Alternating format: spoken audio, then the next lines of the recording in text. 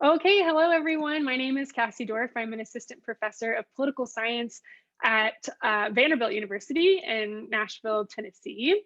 And welcome to the OPSC, which is the Online Peace Science Colloquium. I run the OPSC along with Brad Smith, who is also an assistant professor at Vanderbilt University. The OPSC started in 2015, and really our goal is to bring additional discussions about research and celebrate the excellent research we have in the Peace Science Society before and after our annual meetings. So to offer some more engagement beyond just our regular meetings. You can listen to this recording online. You can just go to the Peace Science website at peacescience.unt.edu and navigate to the colloquium page. So today we have a wonderful paper that we're all really excited to discuss. It's called Remittances, Terrorism, and Democracy by Cassy Crisman-Cox, who is an assistant professor at Texas A&M University. And the paper is also co-authored with Yohan Park. We have wonderful discussants who have donated their time and their smart brains to us today. We have Dr. Chelsea Estancona, who is a University of South Carolina assistant professor in political science. We have Brandon Prins, professor of political science at the University of Tennessee, and Michael Findley, also a professor in government at UT Austin. Thank you so much for joining us today. And first, we'll kick off our presentation with a 15-minute talk by Cassy, and then we'll open the floor to discussion. All right, thank you. I'm just gonna go ahead and jump over the slides. Make sure that everybody sees that all right. Are we all seeing slides right now? Yes, looks good. So yeah, as Cassy was saying, my name is Cassy Crisman-Cox. I'm assistant professor at Texas A&M University. This is a paper with a graduate student of ours at A&M, Yohan Park, who is looking for work. So everything you like about this project was his responsibility, and you should absolutely look at his file when it comes in. So our paper is about remittances and the relationships between terrorism and regime type.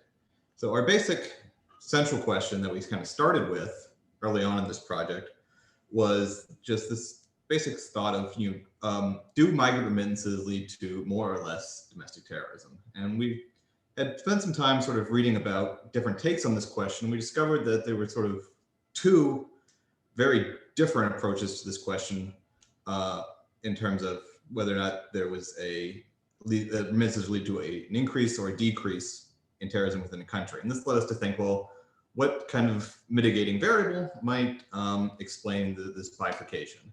And what we sort of ended up focusing on was this idea of access to politics, access to a legitimate source of politics. And so specifically, we're going to argue that remittances lead to increased political activity, broadly speaking, regardless, but what form that takes is going to be dependent on what's available. So within democracies, we expect that this increase in outside resources will lead to a transition towards legitimate politics, away from violence. We expect that violent actions like terrorism would overall decrease.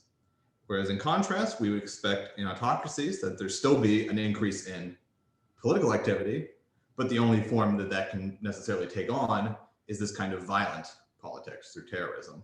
And so we expect that the relationship here would be an increase in domestic terrorism. And what we find is that within democracies, a $100 per person increase in remittances is associated on average with a decrease of about 4.5 terrorist attacks per year. And we find almost an identically sized opposite effect within autocracies, where the increase in remittances results in an increase in violence. And with this paper, we sort of see ourselves contributing to a few different literatures. So specifically, like I said, we're primarily focused on this idea of unifying these competing stories about how remittances might affect terrorism within countries. And so we can offer this mitigating variable has a path to explain why in some cases we see this stabilizing effect of remittances leading to fewer violences, and in other cases this kind of destabilizing effect that leads to more internal violence. And this is sort of broadly situated within this sort of growing and long-running literature about how different types of political institutions affect terrorism within countries. And specifically, we sort of see this as sort of fitting within these kind of long school of political access theories of terrorism, which is just that most domestic terrorism, the story goes, is the result of just not having an ability to affect policy change through legitimate or institutional means, and it provides sort of a new mechanism for that. So specifically, one paper that caught our attention early on was this Dennis Foster and co-authors talks about why access alone is not enough, about you need to be able to not only have access, but the resources to move the needle within a democracy. This provides a mechanism for which groups would move the needle and provides this new kind of caveat to these political access theories and a new way for them that we can sort of conceptualize them working. And sort of has an additional bonus contribution. This sort of fits into a nice little literature in political economy that looks at just how these different effects of remittances across regime types affect a wide number of outcomes. So political economists have noticed that remittances tend to lead to more corruption in autocracies, less corruption in democracies, and a host of other sort of nice institutional outcomes. And we just sort of find another slot that can fit into. All right, so let's go ahead and start talking about what we know about remittances and terrorism and what we can sort of build on in this project.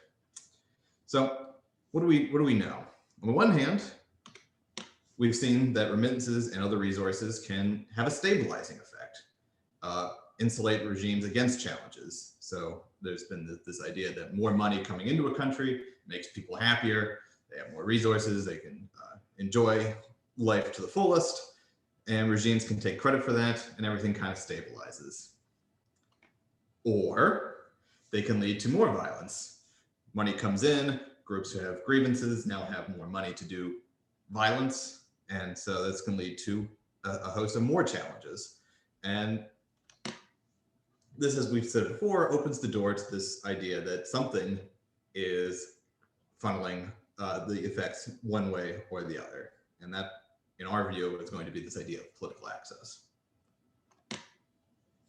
So, again, we're going to start with the basic premise that remittances are going to lead to increased political activity, and it's just a matter of what form that activity takes. So, within democracies, we're going to start with both the observation that remittances lead to activity, but also the observation that terrorism is, generally speaking, a rather ineffective political tool. Terrorists generally don't get the policy goals that they're looking for.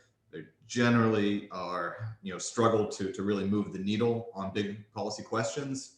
It's not going to be the sort of it generally does not lead to the results that they're looking for. However, within democracies, there are more effective outlets that exist. You can form parties, you can contest elections, and if you are successful at that, then policy needles, the policy outcomes can actually move in meaningful ways.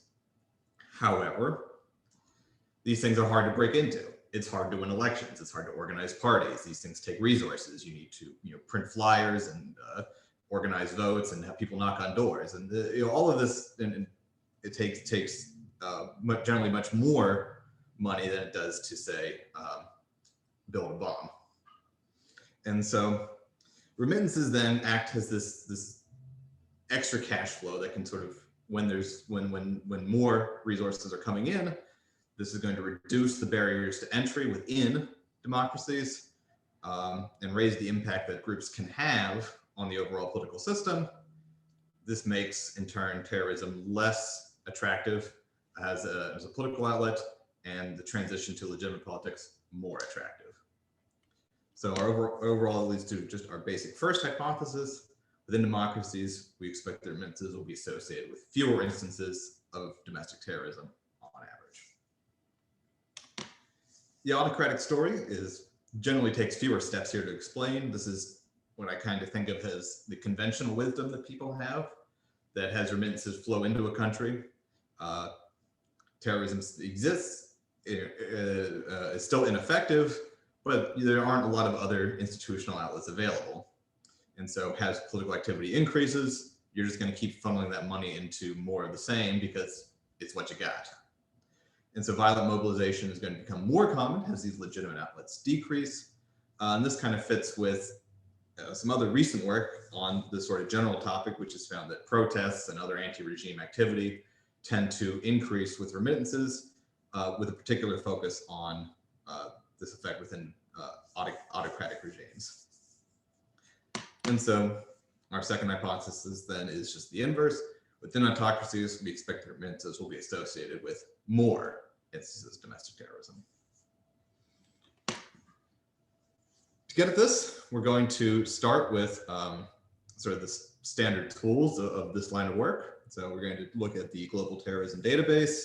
We're going to count the number of domestic terrorist attacks within a country and more recent iterations of the GTD.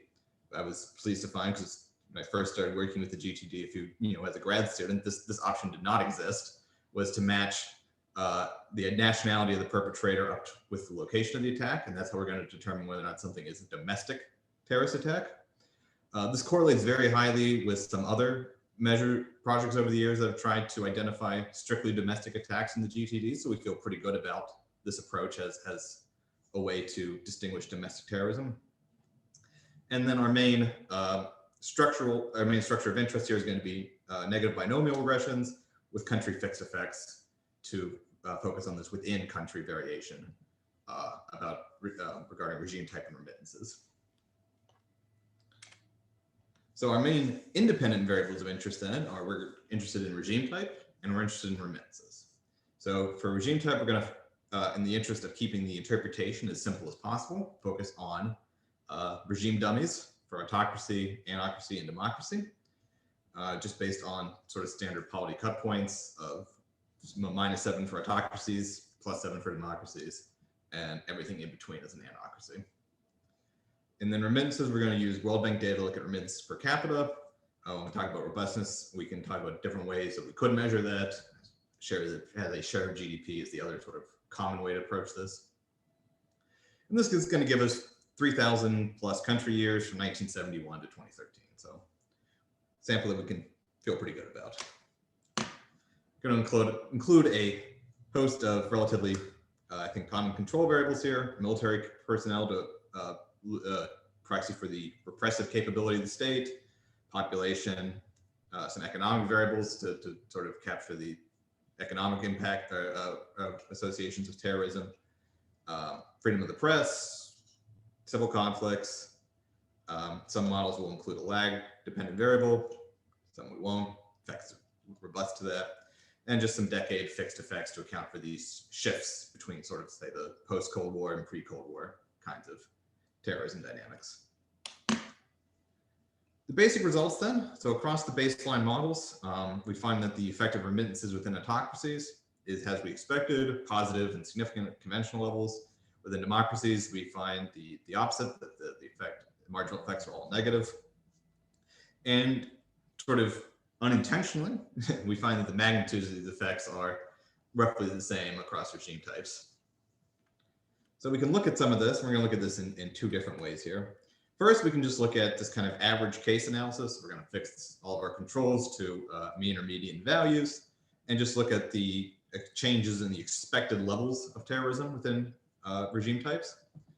So you notice that at the low end, so when remittances are small, democracies are actually experiencing more domestic terrorism than autocracies, but this level is decreasing as that level of remittances per person increases, while the reverse is true in autocracies. It starts out lower than democracies, but is steadily increasing over the course of this.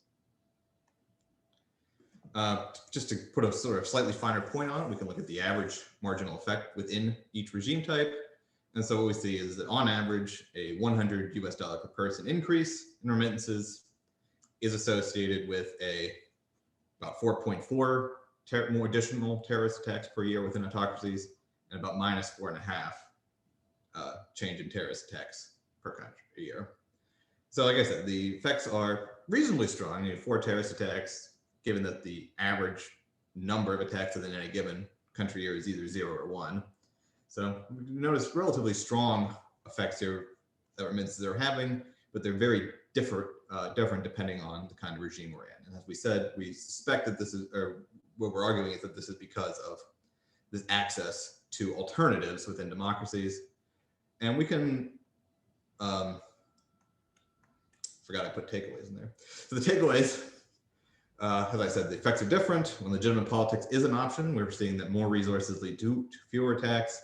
And when I sort of think of it as the conventional wisdom that remittances are destabilizing and lead to more terrorism, this is sort of what we kind of see in popular press accounts, only holds up within the autocratic states. However, the story that we wanted to tell is about this access to politics. So how can we sort of tease out the underlying mechanism that we're positing here? And we came up with 3 mechanism tests that we're going to think about as demonstrating that political competition is an important part of the story that we're telling here. So the first of these 3 tests is to break down the democracy into different avenues. So we can think about a model that includes only the competitive measurements from polity. So the competition of executive recruitment is what we looked at here versus the executive constraints. And we fit one model with one model with the other. And these would then be non-nested. So we use a long test to see which of these better explains the data. We find that the competition variable produces the better fit there across the 2 models. Second thing we thought about was, well, if it really is about competition, then we would expect that proportional representation, which has lower barriers to entry than other forms of democracy, you only need to get some small set percentage of the votes in order to get representation, versus majoritarian systems where it's perhaps a little harder to break in. And we want to see, well, does this same split occur if we compare different types of democracies? And we find that, yeah, the logic here still kind of holds up. PR, if it's lower barrier to entry, has a strong effect where in remittances to PR countries tends to have this negative effect on domestic terrorism, negative in the sense of reducing it. Whereas majoritarian systems, we didn't find much of an effect at all. So it seems like the competitive aspects of PR systems are driving a large part of our overall results, which I think is consistent with our overall story. And then the third test we looked at is, if we just look at election years, do remittances actually move the needle on how well opposition parties do? You know, is this mechanism actually makes sense from the broader empirical perspective? And we do find that that's the case. We find that within election years, lagged remittances will increase the vote share, tend to increase the vote share received by opposition parties within democracies. And so overall, we find that we think there's pretty strong evidence here that remittances are affecting terrorism through a competition aspect of democracy. I'm running my time to the limit here, so I'll just quickly describe the robustness checks that we did. We looked at different measures of, like I said, different measures of remittances, different transformations of the remittance variable, different measures of democracy, different coding of domestic terrorism, different structures. We looked at zero inflated models, random effects versus our fixed effects models, pooled, and linear models to relax the overall structure of the negative binomial. So a host of, I think, robustness checks. The democracy results are pretty strong throughout. The autocracy results are a little less robust across models, but almost always in the right direction. And finally, just to recap, we asked the overall question: what is the relationship between migrant remittances and terrorism? We find that this effect depends on regime type. These expectations we tested using an interaction of remittances and regime types with country fixed effects. And overall, we see our contribution has unifying different expectations of how this relationship should work and providing a new sort of mechanism for political access theories of terrorism. So I wanted to thank everyone for being here and listening to me give this talk. And to prime sort of the feedback discussion here, I would like to say we think that that we're about ready to try and send this out. So the two things that I would like to ask our panel discussants is, does that sound right to you? if we miss something important that is an obvious error, or maybe even a not obvious one, something that you think is important that we should be addressing ahead of time, and sort of where you see a good first submission spot for this to be. So thank you very much. I will turn this back over then to everyone else. Thank you, Cassy. Thanks for your presentation. Let's go ahead and get you some comments from our discussion, and Chelsea will kick us off. Yeah, thank you so much, Cassy. And thanks to your co-author, Yohan, as well. This was a fun read, a good read. It's really straightforwardly written. And so I thank you for that, you made our job very easy, I think. And so I think there's a lot to like about this paper. So one of the first things that I would say is that I appreciate how it seems to be sort of unifying these conventional levels of analysis that we find in the terrorism literature. So, we see individual level mechanisms, we see kind of state level governance or institution level mechanisms, and then of course these group level. And you're doing a little bit of all of this, I think, in your explanation in a way that I think has a lot to offer. And so it's uniting a lot of different possible mechanisms in a way that strikes me as very useful. Of course, also you're proposing something new in the remittances literature, which is to my knowledge, a fairly new and hot topic for political scientists. So you're not just adding, as you mentioned, an IPE angle, but really tying that again back into unconventional politics. And I think there's a lot more room for us to consider that as maybe scholars of peace science. So I appreciate the effort that you all have put towards that. In general, to your last questions here, I don't think that there's a lot that needs to be done. And so I think some of what I have might be a little bit more kind of framing oriented or kind of clarification based, specifically around mostly the theory and the earlier sections of the paper. So specifically, I'd like to have a lot more about really what you mean when you say opposition movement. To me, you use that phrase, or you use the phrase the opposition fairly frequently in the paper. And that could be many things. So I don't know, is that movement organized? Is that movement armed?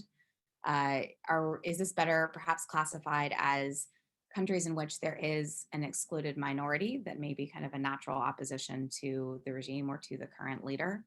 I think all of those imply something very different for the capacity for actors to pursue armed versus not armed politics, so specifically terrorism, of course, as well as the ability to really capitalize on remittances that they may be receiving. So I would push you to do a little bit more about, really what is the scope conditions, or what are the scope conditions rather here, or at least doing some thinking about what those opposition movements really look like for your paper.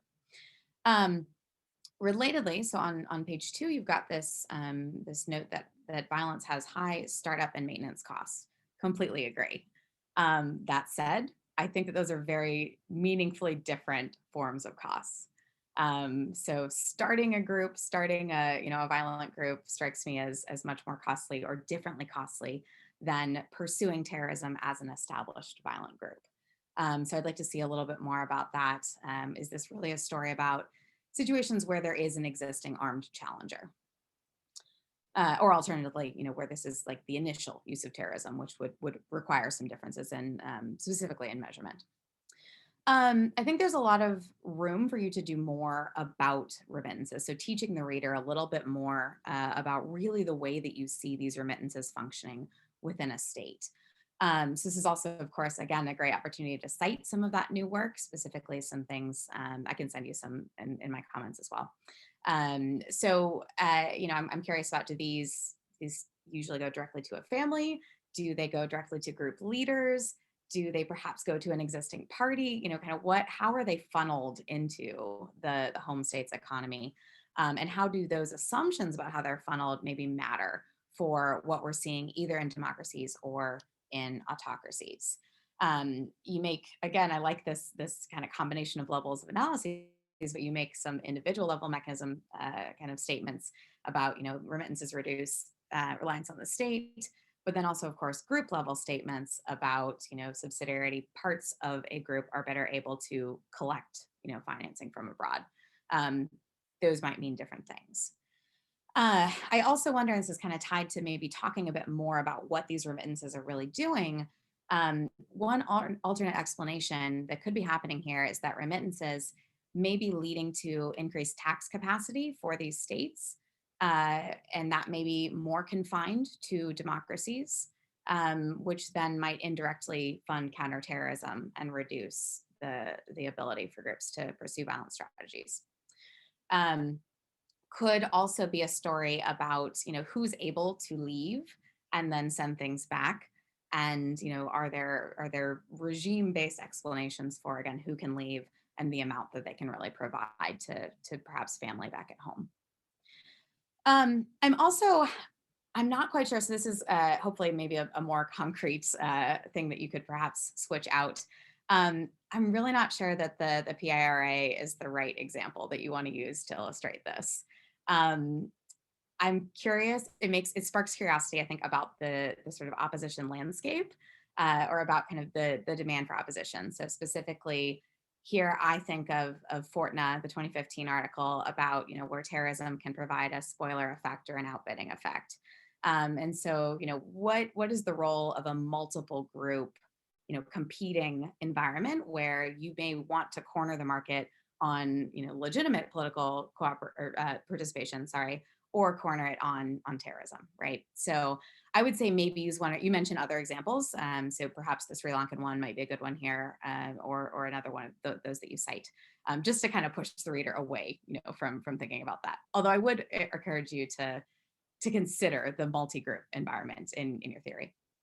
And then the last kind of bigger thing that I had was, you already are making a nice conditional hypothesis here, of course, which pushes us to think about governance and about institutions. But I think you could possibly do more. This might not be in this paper. This might be a next step in the future.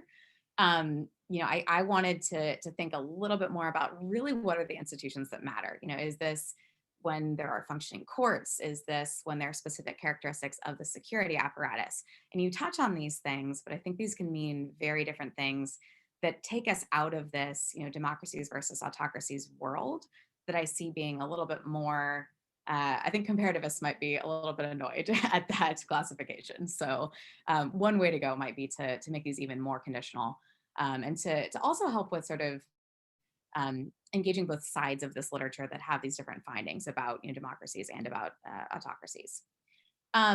I'll just do a couple of very, very quick data things, because like I said, I know I did more on the front end. So I'd like to see you, again, maybe find a way to control for the number of groups that are present. If there are armed groups present, I know that's not in all of your cases.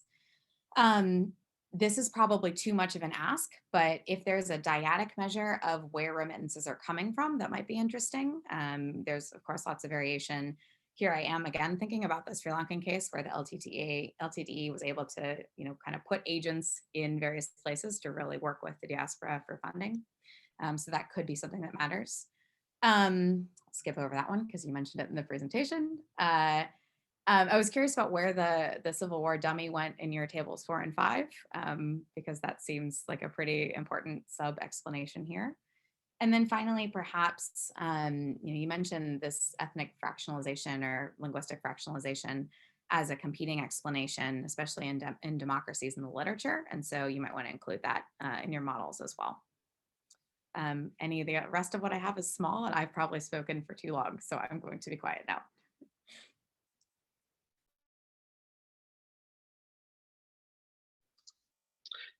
Okay, should I jump in or Cassy will respond? I'll jump in. Okay, great, thanks. Thanks, Cassy, and to your co-author as well, Yohan. Great to be able to read the paper and comment on it here. So I enjoyed reading it. One thing I really like here on this remittance literature is, it's a literature that is advancing, kind of an argument about like these financial flows, right? That seems a little easier to grasp to me than some of the other stuff, including stuff I've contributed to on like aid, right? I mean, with aid, you're sort of reliant on going like, say through a government and, and then on, right? Here you're, at least with a lot of these things, putting remittances in the hands of individuals, right? And then the individuals are going and doing something, and it's not such a long kind of theoretical chain here, which I think is, really, really important. And, and you mentioned this in the paper, but something we don't appreciate, I think more generally, right, is just like, just how much there is in remittances out there, right? Like, especially compared to, foreign aid, which has gotten a lot of the attention, right? So, so this is great. I really like this. I was a little bit, I will say, on the on the substantive kind of effects here, and I think maybe I'm not understanding exactly the $100 per person, or if I scaled it for some, but not others. That actually seems like incredibly large substantive effects, right? So, so I think you got to tell us like how many, like overall, like what's the total amount of remittances, right? And then maybe that's on average across countries or whatever. I didn't get a good sense in your descriptive statistics. It was scaled like 1 to 15 or something according to the World Bank thing, but if I understand correctly, I mean, there's so much in remittances, right? And $100 per person, right, leading to increases and decreases of 4 to 4.5, I just think is these massive substantive effects that, but again, I may be misunderstanding here. So the other thing I really like is sometimes we have these, whenever there's like regime type studies or whatever, I think there's always a concern that, like there's going to be over reporting in the democracies and under reporting in the autocracies. And if anything, your results go this opposite direction, which I think, help, assuage some of the concerns here about possible like reporting bias issues, because you're seeing the increases in the autocratic states, right? Like not the democratic. So I think that's interesting. So one thing that I was curious about is like just how much can remit flows be expected, right? So, so this seems to, and this is something I think that, fairly standardly comes out of like these credible commitment, models of war and so forth, right? Is that, when maybe there are shifts or, some expectation or, otherwise. And I'm just curious, like what these, look like over time. It'd be interesting to sort of see kind of, sort of over time plots here, right? Of like whether they're relatively stable or you see kind of like large shifts, and then understand a bit more theoretically about who should, do people expect those? If so, who exactly, right? And why are they not, somehow, in some way conditioning their behavior on kind of the, the year flows or otherwise. So, and then it sort of goes a bit to one of Chelsea's points, but I was kind of thinking about like the alternatives here at some level. And I wasn't totally clear whether it's like, the remittances go, and then in autocracies, you've got the access issues and terrorism goes up. Is that, I guess in just a very basic sense, that's like, you've got, non-zero observations for terrorism and then 0 for sort of everything else. But I wasn't quite sure what everything else is. Is everything else, could they be doing like, insurgency, guerrilla warfare, and I know we can talk about the overlap or not thereof. Or, I just got thinking about other things too, right? Like if I'm getting remittances, why wouldn't I just use the money to like go buy influence or something, right? So, sort of this logic that in a lot of these places, nothing works, but somehow everything works, right? If you just have kind of like the resources or something. And so I'm interested in like unpacking the 0 a little bit more here to understand kind of like, what does that mean? In cases where they're not, using the domestic terrorism here. So a couple more things, and then I will wrap up. One is I don't know how important this is, especially since you kind of segment the polity scale, but there's the challenge that these anocracies, there's this Vreeland paper about that commented on the Hegre paper that kind of showed that the anocracy measure actually has violence sort of built into the measure of anocracy, right? And so in one of your tables, you've got, you have a separate variable for anocracy, right? And it's strongly positive there. It's less straightforward for me to think about the democracy, autocracy, and then interaction results when I don't sort of know what's going on with the Autocracy one. So there's some reference there, but I'm not 100% sure how that sort of fits together. But I suppose where you sort of pick apart some of the dimensions later, it helps with some of this, but curious on that point as well. One other one is, or I guess two more things, is just one big sort of comment is like on the overall sample. It was a little bit unclear. You have like 106 countries, and I was sort of unclear, what are those 106 and why did we end up with them, right? You know, when all is said and done. So it's a, you know, good chunk to drop out there, and it would be really useful to kind of know why. And I think that there's, I don't think it's simply a, you know, an issue of like generalizability, right? Like, I think we need to know like why those 106 are there and why there might have been selection in and out, you know, in and out of the 106. And so to give, I don't know if this would affect it, but it's maybe a different type of selection issue, or at least data selection issue, which is a lot of like the perpetrator nationality data is missing, right? You know, whether it's Iterate or Global Terrorism Database. I wasn't clear like how much, you know, with the sample you used here. It's been a couple of years since I've played with the GTD data, but at least once upon a time, or at least through like the 2010, 2012 data, you know, it was nearly, you know, it was like 45% was missing, right? And so I guess if you sort of require the perpetrator nationality in order to make it domestic, right? I wonder sort of how much drops out of there. Partly, I think it's maybe a dependent variable issue, right? But I don't know if that plays into the, you know, the sample of countries that you end up with. So maybe two sort of sampling issues there.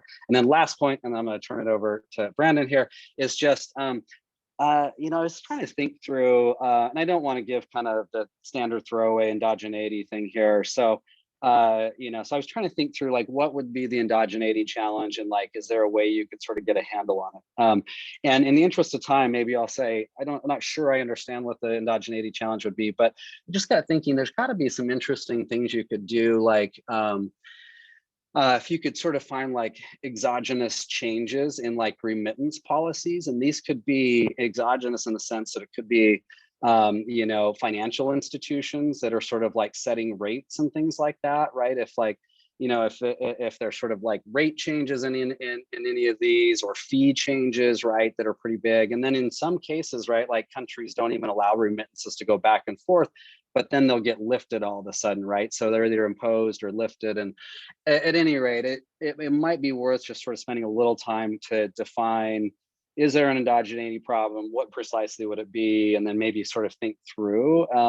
And, you know, in so many of our conflict studies, it's just really tough to find kind of good instruments or ways to get at exogeneity. So, I mean, I get it, you know, but if you could like think us through and either sort of rule out that there's not a problem, or maybe, you know, think about some of these other like strategies that might kind of help you get a little bit of a handle on why and how things are changing like this. But anyway, great paper. Thank you so much. Really enjoyed reading it, and look forward to seeing it move ahead. So am I up? All right. Yeah. So hey, thank you very much. Again, great paper, and I'll echo everybody else's comments. It was interesting to read. It was obviously, I thought well written, because it was easy to get through. Empirical analyses were fairly clear. So generally speaking, there's a lot of good in this paper. And that being said, a couple concerns. So one, I guess the biggest concern I have is that the theoretical mechanism by which this is happening. And so I guess I guess two things here. So one is I'm curious, because you see remittances acting like a resource. And so the first thing I thought was, I'm wondering why you're not centering this on a literature about resources and conflict. And you didn't do that. Now, it may be that what you want to do is take that resource argument and apply it to terrorism, but that wasn't exactly clear. But the first thing I thought was, there's a ton of research from Kalivas and from Michael Ross and from Weinstein and the Luhala piece, Subnational, about the relation between resources and conflict. And is this different than that or similar to that? But the first thing I'm thinking about, resources, is that literature, but you don't touch that. none of that stuff is basically cited in the piece. So you obviously want to put this in this terrorist side and not this resource conflict side. And I'd like to be clear about why you want to do that. And so I guess getting to the theoretical argument, I am curious why why are you interested in terrorist violence, right? And not just violence, right? What is it about this theoretical argument that says that remittances should be pushing violence directed at non-combatants and not just violence? Because the group could obviously, I think it came up as well that, you can use these resources for lots of things, but I am curious why you're only looking at that violence against non-combatants, and what's the kind of argument about why these remittances would only be used against that, or why they're being used against that and potentially not against something else. Because I don't see right now, currently in your argument, anything specific about terrorism, right? Your argument is about resources, obviously leading a group to be able to do more with it. They can do now more. They can engage politically more peacefully, or they can engage violently, but nothing about, well, we're going to go out and make sure we target civilians or non-combatants. And so I wanted a little bit more on that. And I thought, like Chelsea, that the IRA example, I wanted an example. That's what I was looking for, a really nice kind of clear example of how this works.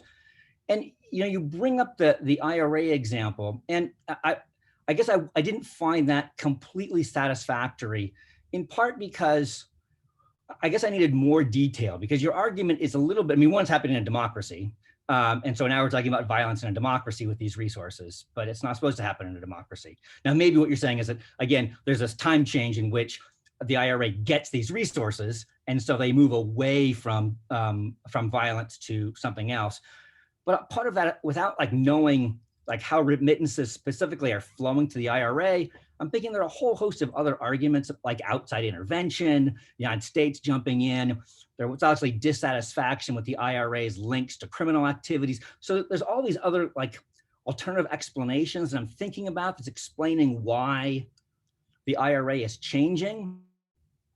And without a little bit more detail that kind of links this relatively large increase in remittances to the IRA, and then this temporal change after that to Nova. You say something like happens in the 80s or something. So you kind of mentioned this decade change, but I think your argument is a little bit more particular than that. And so I wanted a little bit more information about whether that was really happening, rather than just kind of tossing it out there. So anyhow, a more descriptive example showing this causal logic, I think, would help. That being said, the other thing that I think could also use a little bit more detail is you obviously have these two actors, right? You have families who get money, and you have terrorists who attack people. The link between how terrorists get money from families is not clear to me, right? And in fact, there's an argument by Assam and Huffler from 2002 in which terrorists attack civilians to get resources from civilians, right? That is, they're looting civilians to get resources. So I'm thinking, well, maybe these families are getting all these resources, and the terrorists know that, and so they're attacking civilians to get resources from the civilians, rather than the money voluntarily going to the terrorist group by these families.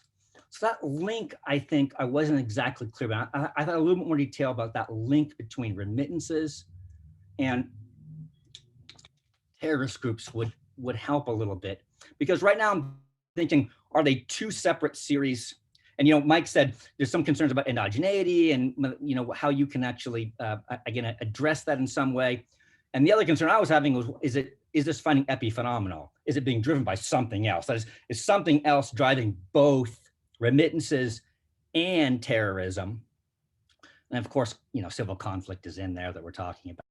And that, anyhow, so I just wanted to be sure that these two different series that are moving along, that you have this good story about how the one is happening to the other. So I thought there's a little bit more on that could that could be used. I guess the last thing, in terms of the methods, or the research design. So one thing I think would be nice, so I agree with Mike too, the 106, I need to know more about the 106. I think any reader needs to know where that's coming from and what cases are not in there, what cases are in there. I also think that maybe do this in the appendix or additional analyses. You know, are there outlier effects here? I mean, like you said, most countries don't have a lot of terrorism, but a few countries have a ton of terrorism. And when we're thinking about democracies, a few countries have account for a lot of that. So I do think that something with outliers, just to be sure that it is robust to not Israel or not the IRA, right? Something that might just show that it's actually more general than one or two cases. So I think that would happen. I also think that, you know, you do these decade dummies. I was actually thinking, why don't you run the analysis like 94? I mean, GTD misses 93. They lost the data. And so it goes to 92, then it stops and goes to 94. You should run the model on like pre-92 or pre-93, and then run the model on after 93, just to see if those effects would be similar, rather than just a dummy that's sticking in there that might be negative or positive. But I want to know, are the regressors, are the coefficients the same on two different temporal sets, just to see there. So that might be one thing. Last two other things. So I'm going to jump in really quick because we only have 10 minutes left. So okay. They're really good comments. And the great thing for Cassy is that this is being recorded. So if you didn't jot all those extensive comments down by your amazing panelists, you can watch this at night, you know, in your free time and get of them. I was just going to make sure that we have time. And I know Michael Findley has to jump off a little bit early, but Cassy, if there's one thread that you particularly like to use as a discussion for the remaining time, or see if other people agree with, that would be a good use of this space. You definitely don't need to respond to all of the comments that were really good. Thank you all. I mean, actually, if it's all right with everyone, I wouldn't mind hearing the rest of Brandon's remarks there, just to get the full experience. I wasted 30 seconds. Okay, Brandon, back to you. Yeah, that's okay. You know, two other things.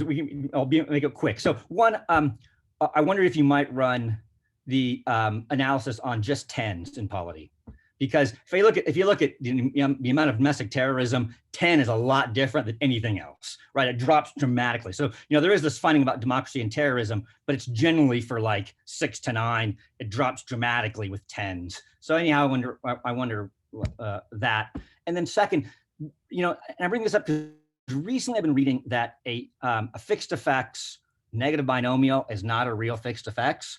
And so, you know, Wooldridge has this piece from 99, and there's another piece that come out in 2008 in Economic Letters that says you are better off running a Poisson than a negative binomial if you're interested in the relationship between the regressors and Y. If you're interested in probability, then maybe a negative binomial is better. But it appears that if you're interested in the relation between regressors and Y, then a Poisson is more durable and more accurate, and that the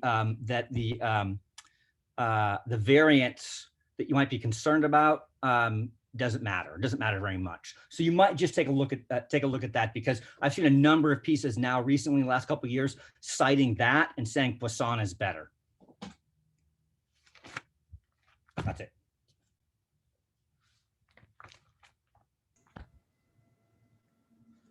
Yeah, no, thank you everyone for the feedback there. This was all very helpful, and I very much appreciate every bit of this. Yeah, there's a lot to focus on here in the last few minutes. I will say, like, I did expect the IRA example to get a decent amount of pushback, and it did. I'm still looking for what I think is a good example. The IRA is just a case that I know particularly well from other projects, and so that's how I got kind of shoehorned in there. And also, like, reading about remittances to terrorist groups is actually, there's not a lot very specific qualitative work on that I've been able to uncover. The IRA tends to have the most because it's such a well-known case. But yeah, so that's something I could definitely, I think a better example is I think absolutely right. And if anybody has any thoughts, or if anything sort of jumped out at anyone as what might a good example kind of look like, that would be obviously very much appreciated. But I'd say even that example can work. But if I could really know that there were these increases in remittances that was leading to a change in the IRE's behavior, then at least I would be a little more comfortable with that. But right now, the discussion doesn't give me enough information to know if it's a good example or not a good example. Sure, that's a fair point. Yeah, no, and I think obviously I'll need to do more on that, but there definitely does seem to be some of that going on with the shift away from violence in the second half of the 80s. Seems to have something to do with a shift towards engaging with the political process. It's hard to find a smoking gun on that, no pun intended, but I mean that's something I'll have to keep working at. I think that's absolutely right. In terms of just some of the other, I really do appreciate Chelsea's remarks about really working on the front half of the paper. I do agree that that's the part that needs probably the most care at the moment. And this idea of more on how the remittances are actually sort of working in the theory, and I think that that's absolutely right. I don't have obviously a good response to that right now. I would have put it in the paper, but I just wanted to say that thank you very much for that. It's something that we definitely need to be more cognizant of in terms of actually working through the steps there. I am incredibly bad at thinking on my feet in terms of responding to things at the moment, but I do want to thank see if Mike, do you have anything you want to say before you have to leave? I know you said to go right around this time. Yeah, sorry, I do need to go off for another talk in 4 minutes, but look, I mean, one thought on this IRA thing, right? So it seems like it's gonna be tough to come up with like a smoking gun for like a big group. I wonder if there's a way to look for, you know, some evidence maybe at like the individual level. I mean, you know, I don't know if there's you know, if you could get some narratives or something about remittances going to specific individuals and families and then their sort of contributions somehow. I think it's going to be a step or two removed, right, from the statistical analysis, right? You know, that's at a higher level, but it might sort of, you know, it might allow you to deal with some other factors a little bit more easily. And so it might take a little bit of reading or otherwise, but it might be another way to think about trying to get some case evidence here. And so I guess there's an issue of like, do the groups remittances go, terrorist groups use terrorism. And another one is like remittances go, individuals support terrorism. Another one's remittances go, individuals now use their newfound resources to engage in terrorism.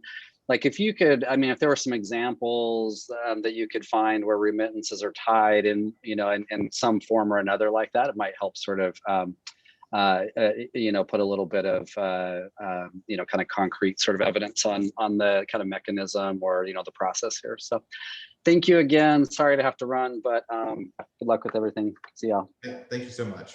All right. Chelsea, did you have anything else you wanted to add to that? I mean, I had just like two very small other things, I guess, more on the data end. I wondered if you could consider also some of the relative political reach measures that are out there, and just thinking about kind of what is the relationship between the government and these increased financial flows, even at the individual level.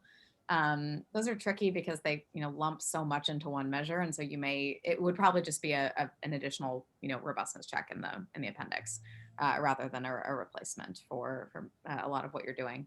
Can I follow up with that, Chelsea? Because I agree. The one thing that's missing, it also is the state. I don't know what the state's doing in here. So the one thing that's kind of missing in this relationship thing going on is I don't know what the state's doing, but obviously the state's bargaining with this group. And so I don't know if there's part of that story that needs to be about the state too. And obviously this capacity measure or political reach may help keeping that story.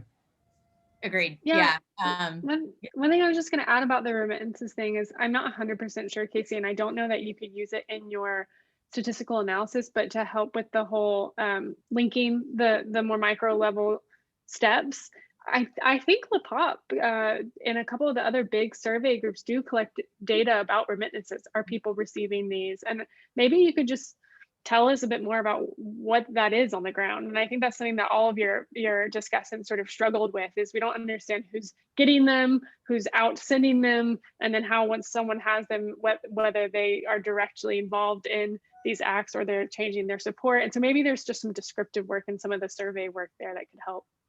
Sorry, did you say that somebody was doing these surveys, or? Well, I think the Latin American Barometer collects survey data on remittances. I'd have to double check, but I'm almost positive they do. I did not know that.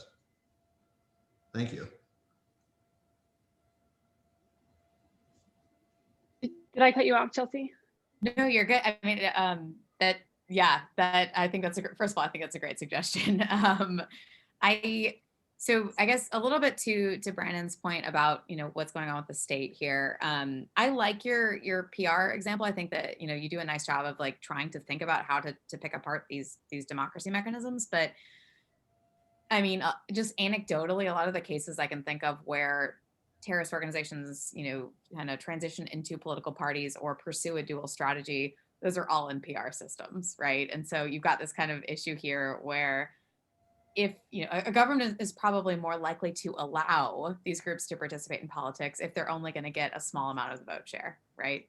So this is a state strategy issue to to think about, with it kind of pairing with Brandon's point here that you could bring the state in a little bit more. And the last thing that I would say is I do think that you could probably or you could think. I think you can frame this in one of two ways. I think you can frame it in kind of the way that Mike was suggesting, which is really dig into some of these individual stories. Think about this at more of a overall country population kind of way, just as in there are discontents. Are they better able to express themselves via legitimate means or via violence? And we can tell the story maybe using some of what Cassy suggested. That's one framing. The other one, I think, is more of what Brandon is suggesting, which is you need to really dig into what are these groups doing? What is the group strategy? What are the characteristics of conflict? So on and so forth. I don't know if you can do both, and nor do I necessarily know which one is the right one. But it strikes me that you could kind of lean one direction or the other, and your task might be a bit easier. But thank you. It's an awesome paper. Thank you. We are out of time. This was a really good collection of comments, though, and that's a really good ending point. That you have some choices to think about. And for those discussants who are still here, if y'all have anything else you want to send Cassy, feel free, or if you'd like me to send it for some reason, I can send it to him, but you have his email and are able to do that. I'm just gonna say quickly that anyone who's watching this, or that you yourselves, if you want to share this with your students, please feel free. It'll be posted online at our website. And thank you so much for coming and for engaging with this paper. We really, really, really appreciate our discussants and our volunteers and our presenters. So thank you all very much. And Cassy, if you have any final quick closing comments, you're welcome to, but I thought I would try to help close for you. I just want to say thank you to everyone for taking part in this. I really appreciate it. Good stuff, Cassy. Thanks, man. It was fun to read. Thank you, Brandon. Thank you, Chelsea. Thank you, Cassy. Bye, guys. See you. Bye, y'all.